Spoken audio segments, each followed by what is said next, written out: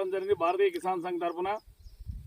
ఇక్కడ చూస్తే దాదాపుగా 95% అంటే అగ్గిపుల్ల వేసి అంటిపెట్టుకునే పరిస్థితి ఉంది రైతుల పొలాలు. ఈ రోజు ఒక్క రైతు 17 ఎకరాలు నాటేస్తే ఒక్క ఇత్తు వెళ్లే పరిస్థితి లేదు, అగ్గిపుల్ల వేసి అంటిపెట్టుకోవడమే.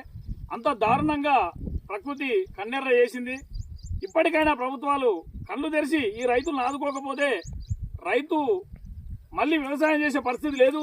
ఎందుకంటే పూర్తిగా రాలిపోయిన ఒక కర్రకు ఒక ఇత్తు కూడా లేదు. అంటే దాదాపుగా 100% 95 to 100% మొత్తం రాలిపోయింది. 5% ఒడ్లు కోసుకున్న మిషన్లకే చాలే కాబట్టి రైతు అగ్గిపుల్ల వేసుకునే తప్ప వేరే లేదు.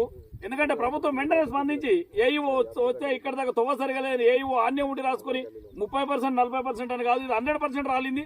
100% అని రాసి ప్రభుత్వాన్ని పంపిస్తే ప్రభుత్వం వెంటనే ఎకరాకి 40,000 రూపాయలు ఇవ్వాలని భారతీయ కిసాన్ సంఘ్ తరఫున డిమాండ్ చేస్తా ఉన్నాం. ఈ రోజు పంటల బీమా ఉన్నట్టుంటే మేము అడిగే పరిస్థితి ఉండకపోవు.